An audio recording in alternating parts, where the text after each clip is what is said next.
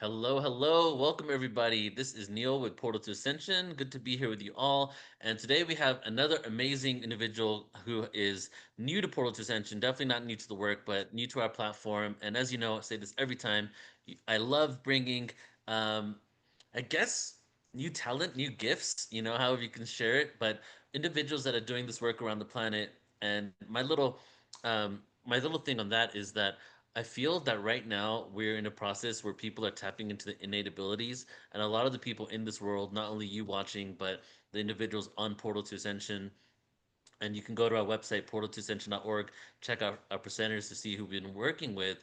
That we're really at the beginning phases of unlocking extreme amounts of gifts and potential. The more and more the time passes, guys, I'm feeling like we're like in some sort of holographic simulation, and I mean that quite literally, to the point that if we're the coders of this reality, are we able to get to a point of like, call it the 0 point, call it the flow state, where we're so in tuned and we are no longer unconsciously acting in the world, but become the conscious drivers behind the wheel of our consciousness? And if that's the case, are we able to rewrite the computer program of this simulation? And I feel like that's what's happening with our gifts when it comes to channeling, when it comes to energy healing, when it comes to miraculous types of spontaneous healing, and all types of other modalities that are coming about. And so it's really really an honor to be right here, and for all of us, I think it's an honor for all of us to be here in the beginning phases of having these conversations about something that's going to become the norm in the future. So it's really exciting. And today we have another amazing individual who also has tapped into her gifts that I'm going to introduce you to in a moment. And just before we do that, if you are tuning in on our YouTube, thank you so much for joining. And we also have a podcast, so audio only when you're in your car, when you're taking a run, walking.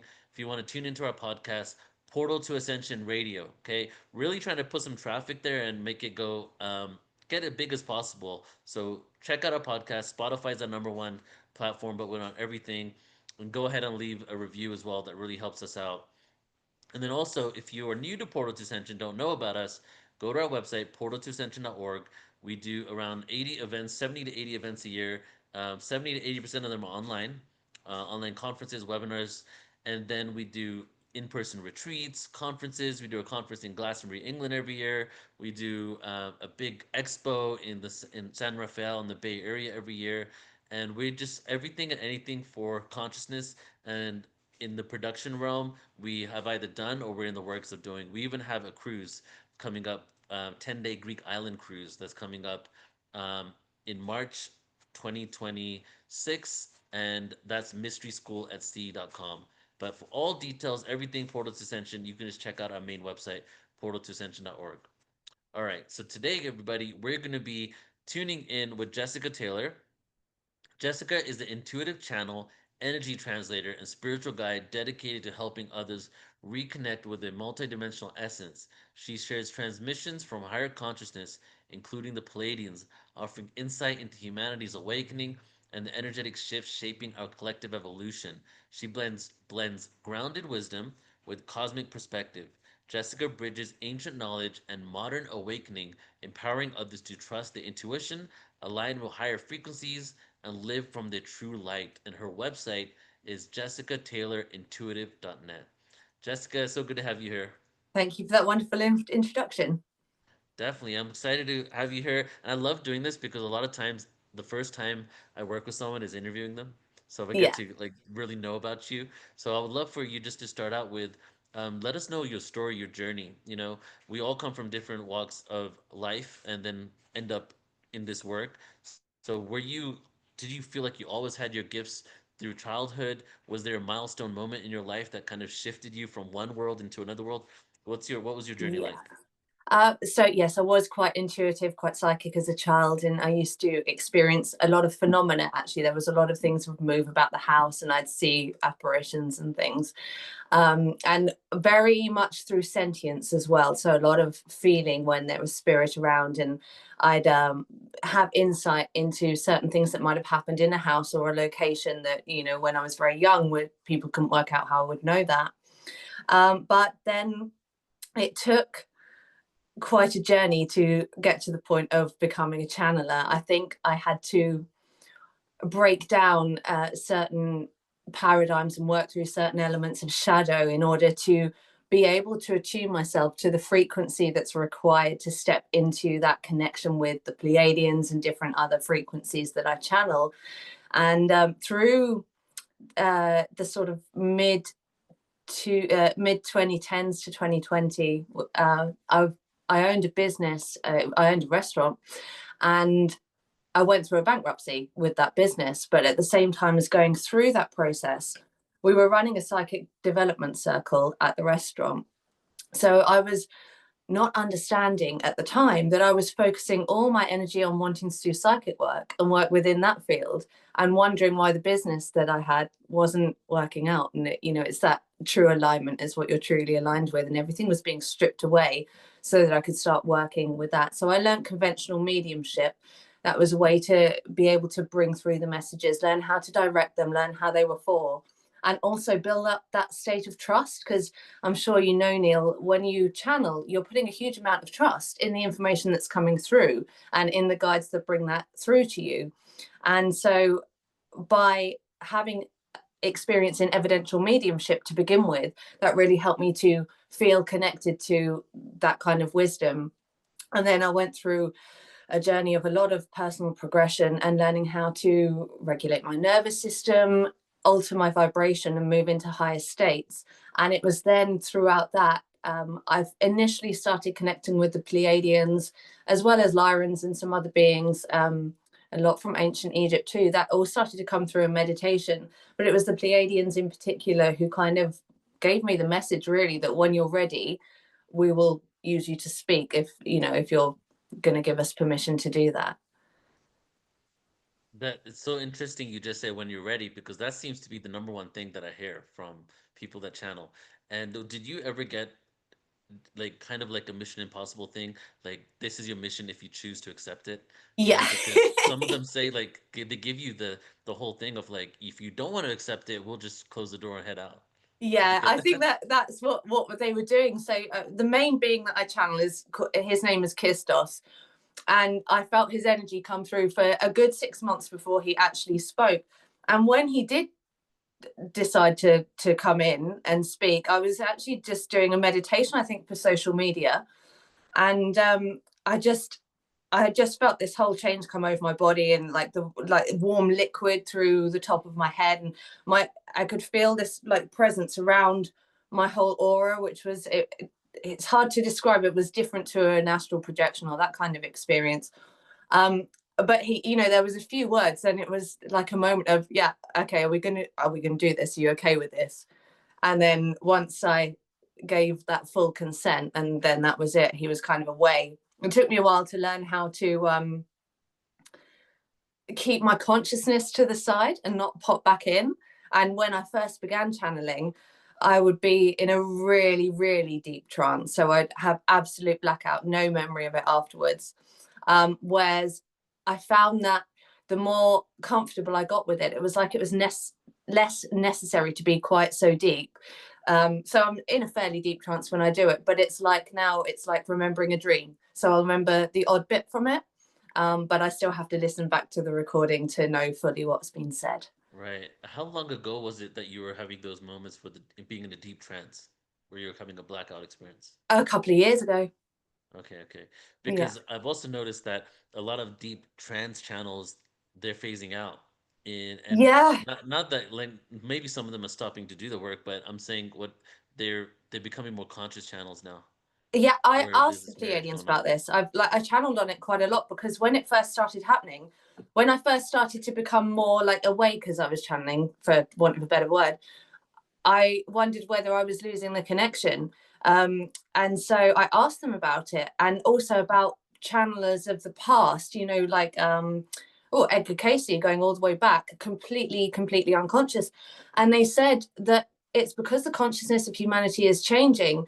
It's no longer necessary for a channeler to be in such a deep state to basically bypass their ego, because they were finding if they tried to, I mean, the channelers of the past, they were consenting to being in that depth of unconsciousness, or out of their body, but it was because they're the situation that they would have been living in, and the times there was so much judgment around channeling and around the kind of psychic or esoteric arts, whatever you want to call it.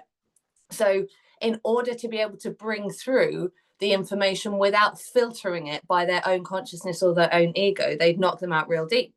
And that is where we're kind of seeing now that we're able to remember more and retain more of the channeling, because we have moved into a state of consciousness, not just where we can accept higher states of knowledge, but where the people that are going to listen to it, where they're going to receive it, they're not going to have such a reactionary kind of reaction. And so therefore it's not necessary for the channel to be so deeply entranced in order to be able to bring through that frequency. Yeah, that makes sense. And the whole thing of the cycles of time, we were in a dark age back then, right? And we needed Yeah. avatars back then too. Like Yeshua came down, Buddha came down, all these Mm. things. But right now, I think if a prophet came down here on Earth, I would probably not doubt it in the way that, that maybe fundamental religious people would Yeah. accept Yeshua but doubt a new person. But I would not want to follow somebody like we followed before, because before it was like a guru teacher person kind of thing, even Yeah. trance channeling, but now it's kind of like teacher teaching teacher. What do you say? Yeah. Yeah. Yeah. I think that's becoming, it's quite important really that we are able to see that many of the people that have brought through knowledge and wisdom in the past, like Yeshua, is bringing through a huge amount of guidance. But that now I think our consciousness is more collaborative, and it doesn't need to be all in the hands, like you say, of one guru or of one teacher. We're all learning and growing through this together. Exactly. So I want to talk about the mediumship. So was the transition from mediumship to channeling an easy one because you were doing mediumship, or was it a surprise that the ETs came? And then also when you were doing mediumship, was that communicating with deceased individuals, or what was that exactly?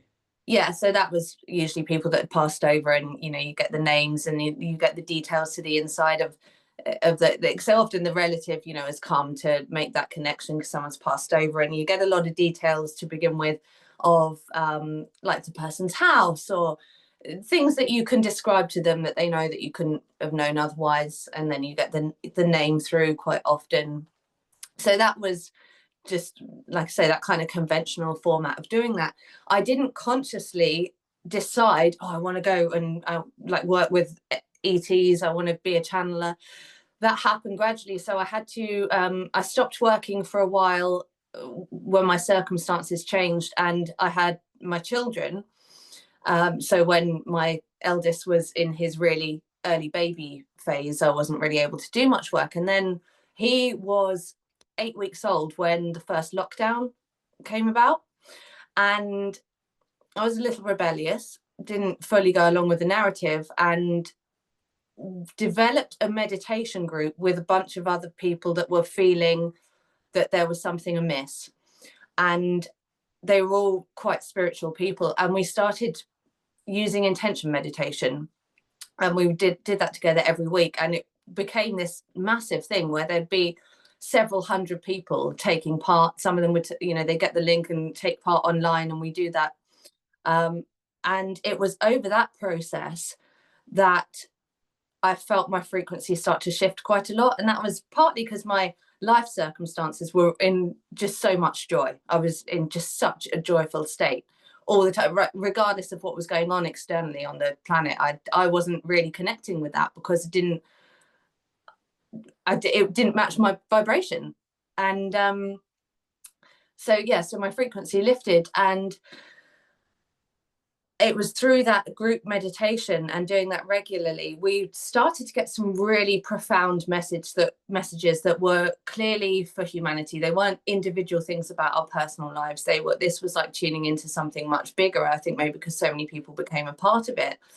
And it was during that time, there were some other entities that I first connected with and received a lot of guidance from. And then Kistos came through whilst I was doing that and kind of put it to me like, well, are you up for doing this? Can we use you? Can we speak? And he always explained it to me that he wasn't like a detached being that I had no previous connection to, the way that I've always understood channeling, at least for me, is that they are part of my soul group, and the reason that I'm able to easily connect with them is because we're sort of like the same spark or the same essence, and they were really just waiting for me to be in that right frequency. So I'd love for you to talk about now, just I would love to know what your opinion of what channeling exactly is, like what's happening in that moment, right? And then also just something that I guess I've never asked anybody, but I'm asking you now, is do you have to be healthy to channel? Because like I've known hundreds of channels and I gotta say, my early days in my 20s, I was super judging a channeler eating a burger. You know what I mean? So eating like a McDonald's burger. So, and I know channelers that smoke, so it's Yeah. like, you need to. So, what is channeling? Like, what's going on? I don't know if you want to do it scientifically, metaphysically, and then what kind of caretaking do you need to do in order to be able to channel? Okay. I think so. The way that it feels to me is that I'm sharing a consciousness. So I'm sharing thoughts and speaking the thoughts of this other being. And like I just said, I believe that they are part of my soul group. And I think that's probably the case for a lot of people that channel. They might come through like a completely separate entity from another incarnation. And I suppose it's relevant here to point out that the Pleiadians have explained incarnation to me, firstly, in a complete non linear way. So all of our incarnations are happening at once. And when we have a remembrance of one or a tune into one, it's because it's particularly relevant to either our own point in our life or what's going on in the collective. And therefore that particular being comes through and appears to be a guide, but then another spark of our soul, of our soul family. And we have incarnations through multiple places in our perceived time, but also multiple places throughout the cosmos. And that's, a lot of people are tuning into Pleiadians, Arcturians, Andromedans, Lyrans, and Syrians at the moment because a lot of the karma that's being experienced on planet Earth at the moment relates to a time when they were previously here in a physical form.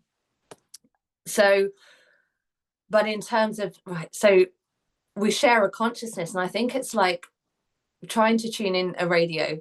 You've just got to find the right frequency, and then you're able to suddenly hear that person again or that being again that you might not have been able to hear for most of your lifetime. You probably heard them when you were a baby or when you were a small child, but then someone told you, that kind of stuff doesn't exist, or you learn that through external experience, that as you go into the left brain, you start to kind of lose your perception of anything that's not common logic.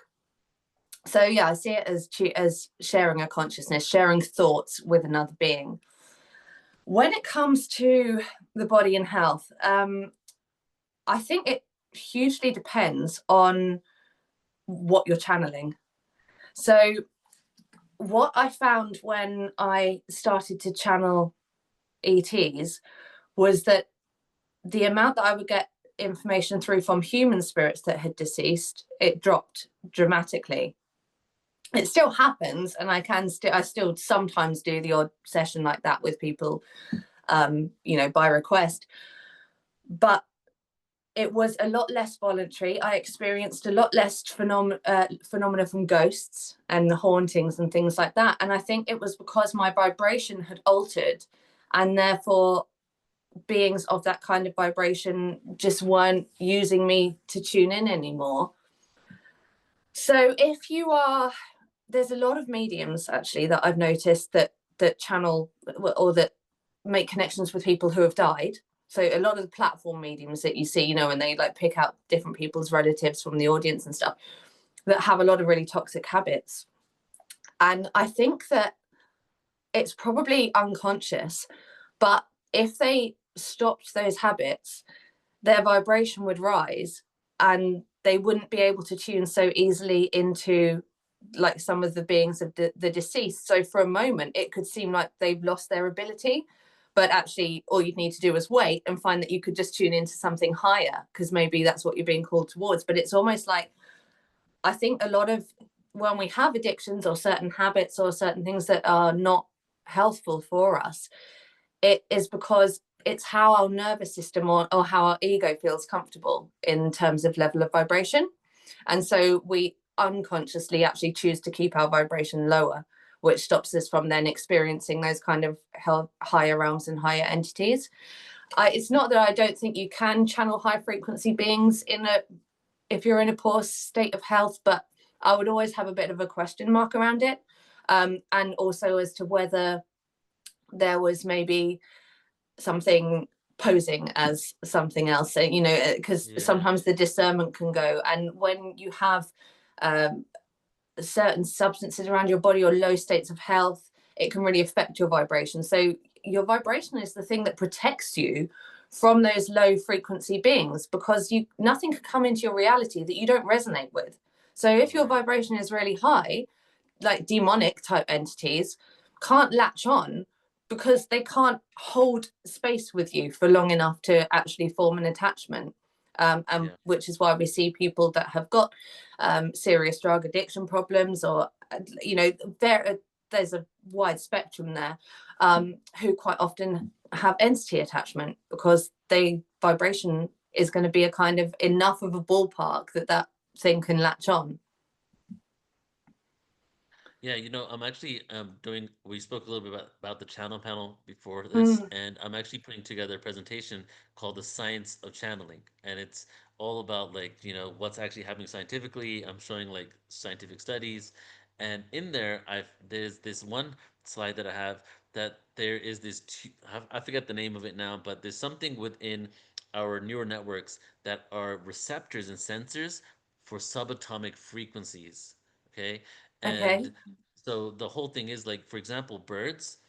The reason why birds go like this together and they're able to maneuver Yeah. instantaneously with each other is that they have something in their brain that connects to the subatomic frequencies, and they're emanating a subatomic frequency from their brain consistently with the rest of their birds. But the thing is, subatomic frequencies are available everywhere all the time at once in that moment. You don't need to send it anywhere. So you're able to so that's why if a bird makes the right turn, the frequency doesn't even need to go to the other bird. The subatomic realm is already providing that data to that bird. So I'm feeling like that's what's happening here on the level when it comes to channeling for humans, and Yeah. it makes sense that if you're putting in pollutants in your body, especially things that affect your brain, then it will probably cloud your receptors to be able to receive signals. I'm sure some Yeah. signals can go through, but it could distort it. It could distort it. Well, you hear about certain medications and procedures having an effect on the pineal gland, right, and calcifying it, Yep. and that then blocking the kind of vision that we have. So that makes sense. It sounds right. Right. So, okay, I'm curious now.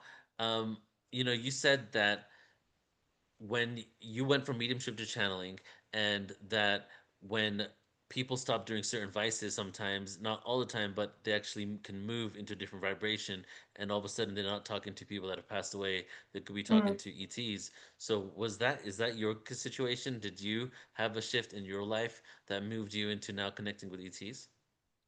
Um, well, yeah, just really kind of the birth of my son, and like everything that I'd been trying to kind of create and manifest through running a business, it never worked out when I did it that way. And once I let go of all that, let it all crumble, let it all fall, then all those things that I was trying to create just happened. It all just popped up all at once, and I was in. That's what I meant about moving into such a state of joy. Everything just felt easy. I'd gone into that complete state of flow, and like unhealthful habits within myself as well had all cleaned up and kind of stopped. So I think it was like a combination of my circumstances changing, but also just learning to be more conscious and opening. I did a lot of work with my heart chakra, so I did a lot to open up and expand that. And I think that really, it's like the gateway. It's, all of our chakras are important and they all play a role, but I feel like the heart space is like the kind of portal that opens up the connection between Yeah. grounded experience and up into the crown chakra. um, and its frequency is very important too, and I've done so much work around that. And I actually at one point put my back out and I went to see my osteopath, and she was also a Reiki practitioner. She that's not wasn't kind of her thing that she advertised and worked as, but she was sensitive to energy, and she just said it was amazing that the muscles at my back, where the back of the heart chakra would be, was so much softer than everybody else's. And she said for most people, they're really tight around there and really tense around there because no one does any work to clear it. And she just said it's amazing how yours are so different. And it correlated with the work I was doing to open up that center. And I really think that that center in particular, we think about the crown and the pineal as the third eye as the way of making those connections. But actually, I think if the heart center is really stable and balanced, it tends to pull the others into better alignment anyway, and really does act as our gateway. It's crazy how many walls we have up around our heart, right? Like, Yeah. but not only from like what we've been told in society and institutions that create it, but also from like relationships and Mm, being with a partner and then having our heart hurt and then protecting our heart all the time.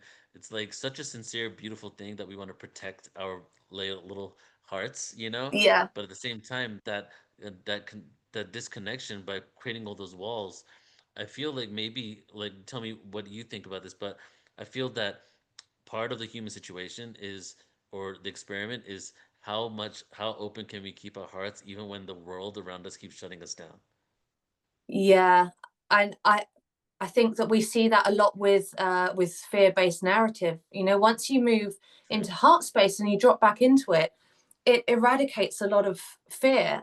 And we're constantly kind of bombarded with it. And so I think from that sense, the heart chakra is our key to freedom, because when you're no longer in a state of fear, or fight or flight, not adrenalized, then you aren't easy to control. You realize that you have freedom regardless as to what your actual circumstances are. Your whole perception changes. It completely shifts. You start becoming the creator of your reality. So I think the heart chakra opens us up to our highest states, our highest potential, and to our ability to make connection with everybody else. So when I started doing the intention meditation group, it started off with like 5 people or so, and we always focused on the heart center as the way to create the right vibration to draw anyone in. And we end up with like 1,000 people joining in online, um, Hmm. because it was always focused on lifting that vibration first, which just it's like it then synchronizes the sacred geometry of the aura. So I mean, this is something that came through to me fairly recently when I was channeling. They were showing me how the aura is structured with some element of sacred geometry, but when we're in states of fear or chaos, it gets completely distorted, a bit like the experiments with water and the music being played to the water. When it's played with something aggressive, then you get these chaotic patterns, whereas when it's played something beautiful, um, in a kind of high vibration, then you get these Yeah. like structured geometry. And they were kind of Hmm. showing me that happens with the aura also. And so when we focus on the heart center, we restructure our energetic field, and then that sends out clearer messages to others that we connect with, but also to the universe. So if we're trying to Yeah. draw something into our life, if we can bring coherence to our aura through working through the heart center, we're more likely to like open up a direct line rather than bypassing all these different channels to try and get an eventual message. Hmm. Yeah, you hit the nail on the head, especially when you said the connection part, the heart. I mean, I feel like everybody wants to feel connection and community, and Yeah. the mind can intellectualize that, but the heart is what makes you feel it. And when the Yeah. heart is closed, you feel disconnected. But the crazy thing is, when you're disconnected and you're down a downward spiral, all you really want is the opposite of that. You want Yeah. to feel connected. You want to feel love. Yeah. I guess that's why people listen to music, don't they? If you're in like you're going through a breakup and you put on the kind of breakup songs, but actually Yep. it kind of continues to reinforce the sorrow to you. But it's that Oof. needing the connection, needing somebody else to feel something. Right, like somebody else gets me, Yeah. kind of thing. Yeah. Uh-huh. And music is a great way as well of receiving messages. So I'll often I often know stuff about things that are going on with people because I'll get certain songs to come through. Mm, They're always really mainstream, really fast. mhm. But it's like they just want to be absolutely clear that, like, okay, Yeah. this person's having a breakup, so we're going to play you some Adele. But I think that there's certain aspects that you can listen to certain songs and certain musicians, and I think, you know, removing linear time, removing the way that we see things logically, and going in the quantum field, you could be tuning into Jimi Hendrix while he's writing that particular song, Yeah. because time is, you know, is a perception. So you can tune into that energy directly through listening to that music. Right. So you shared a few times about what happened after you did some work, especially during COVID times, and especially from mediumship to channeling. And so you shared like basically what happened after the work occurred. So could you share maybe what some of that work was? You said that you worked on your heart, and that you said you also worked on your shadow. So are there some tools that you actually utilized that benefited you that others could use as well? Yeah, let's think. So the opening up the heart, that's the key thing, I think, really. And any time that I feel I've got shadow coming up, because it still happens, right? We constantly have this process of Hmm. clearing out the clutter. I'll drop into that space and really also feel whether something is my own or whether it's something that I may be perceiving from somebody else. Um, the shadow work, it it's one of those things that I think once you recognize that it's happening, it gets easier. But for a lot of the time, we don't. So we feel our circumstances changing and it feels uncomfortable, or something triggers us and we push against it. Because, as particularly with change, so now if I feel the niggle in my gut that something isn't right with a situation that I'm in, whether, you know, whether it's a relationship, whatever, then I don't really try and hold on to it. Doesn't mean you can't do some work and try and like align yourselves and things, but when you really feel that something isn't right, and you can feel that kind of everything being pulled apart, I think that the more you resist it, the more that you actually like energize that situation. So going back to like when I had the business, there I was working and working, wondering why it wasn't working out, wondering why there was another cafe opening down the road, or wonder, you know, all these kind of things, and not understanding that it was being pulled apart because it was never what I was supposed to be doing. And once I had let go of that, and that was something that was forced upon me, I couldn't do anymore. But that was kind of the first point where I really started to realize, okay, when we accept and let go, it's like you've taken some stuff out of a suitcase that was too heavy. You've allowed that lightness to start to come in. And I think we can also kind of put too much stock in shadow work, in that we begin to really self-analyze and go over in our head, why is this happening, like why am I feeling this, where's the shadow, like what's going on here. But I find that quite often, if you just drop into your heart space and ask your guys to show you what it is that you need to release, you will know that very, very quickly within your gut, or you know, you will just instinctively know what it is that isn't working out. And whether you then continue to experience the shadow, or whether you then are elevated and it gets dropped away, depends very much on whether you accept really what's being shown to you. So quite often we'll get people who will come into our lives triggering the same experiences over and over and over, and it is really until you learn to stay away from that kind of person, you're going to keep experiencing it. And so often we do know, like, you know, you meet somebody and you allow your mind to kind of talk you into thinking, oh well, actually maybe they're okay. And your instinct, your gut, you know, everything about your intuition is saying this is not right for you. And so if you're going to persist with that, then that you're going to keep having that experience. I know obviously people have some things that are much more significant, much more serious, that keep coming around, and those experiences can be a lot harder to let go of.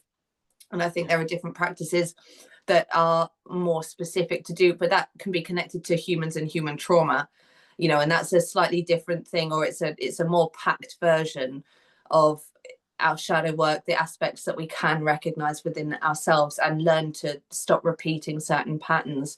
But really, Mhm. dropping into the heart center and asking for guidance is, I think, downplayed as to how powerful it can be. Yeah, right. I mean, the solutions are normally much simpler than we think they are, you know. Yeah, yeah. And okay, so I'm curious now. Maybe this just came to me right now, but I'm not sure if you can even do this. But maybe you can. What are the top three messages that you got from the star beings? If you were to give me the top three. Okay, so the big one is essentially God, what they've conveyed to me that it is. And they explain that there are 12 layers of energy or 12 layers of frequency, and the 13th is like source energy. And from that 13th, it's like a spark is sent out and dispersed through all of our through all the different layers of frequency and through multiple dimensions within each layer of frequency. And that is our soul energy. So, like, one spark will create thousands of different incarnations and different timelines. And it's like the point in it, essentially, is in each experience to learn how to raise our vibration slightly so that we actually just start to remember that we are that 13th layer, that we are that divine spark. And so the higher level of frequency that you've incarnated into, the less challenging it is to make that connection because you're closer to it. So you're Yeah, in a yeah. higher vibration. And which is why, like, demons or whatever, however you want to term it, often will try and latch onto something because everything is drawn towards a higher vibration. So if you've incarnated into like the first layer, you're going to want to do whatever you can to bring yourself into connection with something that's a higher vibration, hoping that you can kind of piggyback, and until you have this self-awareness to learn how to open up that connection and remember that you are that divine spark yourself. So I believe that God essentially is consciousness that creates reality through frequency and vibration, and that the human experience, the kind of reason for us incarnating on earth in the way that we do, and the things that we have to experience and the polarity that we have here, is a way of giving us opportunities to learn how to raise our vibration, to learn how to remember that connection. And they also told me that every kind of energetic experience that we have, whether it's positive or negative, either expands or contracts the energy of the universe. So when we have joyful experiences, it creates expansion. But in the human body, we experience um, expansion through polarity because if we didn't have the dark, we wouldn't experience the light in the same way here in our particular frequency and dimension. And so we create expansions of consciousness or expansions of the universe, which continues to expand further and further because of our experience. So it's like a consciousness that develops itself through experience. That was a long message. Love that one. Was that number one or two? That's probably one and two. So okay, well let me just comment on that real quick. I love what you shared about the darkness latching onto something because that reframes a lot of things because rather than the darkness trying to pull you down, it's almost like the darkness is unconsciously because they might have an Mhm. intention and agenda. Yeah, Like if you look at manifested humans that are doing darkness in this yeah, reality, sociopathic behavior, they don't know they're trying to go back to yeah, source, but they're on some level they're looking for connection, and so it's like the darkness is unconsciously trying to get back to the original source. yeah. So actually, that could be like the third part to that. Yeah. Because they've said before, and I this was like a bit of a hard one to swallow when they told me, but they were like basically saying that the people that you find the most loathsome in the human experience, the ones that you see as the real baddies, they're like they kind of have such a different soul energy vibration to what you'd expect, because they've essentially come here to be the absolute darkness, to give you all the opportunity to lift and be in higher vibration. So it's like these people that you really kind of hate, like actually they've sacrificed themselves in some way, because they will never, even if they have lots of wealth and everything, they will never be truly connected with their heart center and truly connected with love, because that is not why they incarnated at this time. So they'll always have like a lonely, lower vibrational experience and not be given the opportunity to have that connection to source in this incarnation. So it's difficult, because it doesn't really change my feelings about certain people that do really, really Yeah. awful things, but I can understand that there is maybe some purpose in that. It gives us something to really feel the joy of the light, especially when we Yeah. overcome the things that they might be doing. 100%. I'm 100% agreement with you. 1000%. Because that's most of my work is all that what you just shared, and my shift from conspiracy theorist in 2008 Yeah, to spiritual person was me realizing that at first it was the darkness is working for the light. That was my first understanding. that's Meaning that, brilliant. Yeah, I love and that. then it changed a year ago to the darkness is working with the light, because Yeah. before I was like the darkness is working for the light, as if the light was in charge and the darkness Mm, was a byproduct. But now I realize light and dark are both products of the frequency of yeah. creation. Yeah. So light is not source, God. Light is a reflection more of what God is, but it's still a byproduct of the original splitting of Yeah. duality, right? Yeah. I love that. Yeah, absolutely. It's that the consciousness that the polarity is just like the human experience is fascinating when you start understanding it from that Oh perspective, I yeah, think. yeah, yeah. And you can lose judgment, and but at the Yeah. same time, the paradox that we're living, I think, is how do you lose judgment but still hold those accountable for doing things that are inherently wrong and crimes against humanity? Because I think Yeah. people think sometimes you're spiritually bypassing when you say, "Oh, the darkness is doing the right stuff that we need," things like that.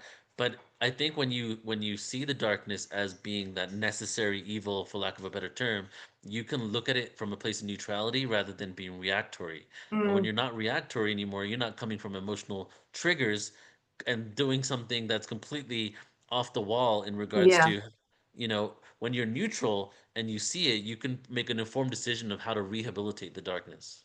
And I think you can choose then whether you consent to that reality, and then you can then further your awareness by choosing to create a different reality through where you project your Yeah, consciousness.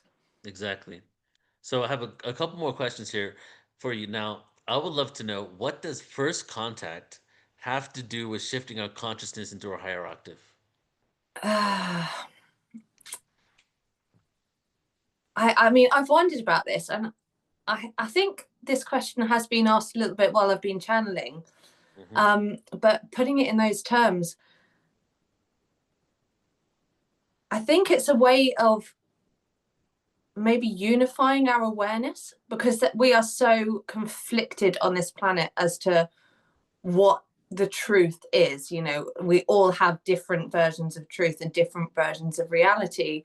But if you get that kind of face-to-face experience, that just shows you without question that there is more to it, and that then would allow so many people to explore their consciousness that maybe haven't chosen to do that up until this point, or that they're in a state of fear. Because I mean, one of the things that the Pleiadians have said is that, to do with the 3D and 5D split, is that while you still have a lot of people holding on to fear, they are going to find it hard to move into fifth dimension. And that, but we are a collective consciousness, and it's understanding that everything that we experience, it will expand our own reality as well as that of another person's.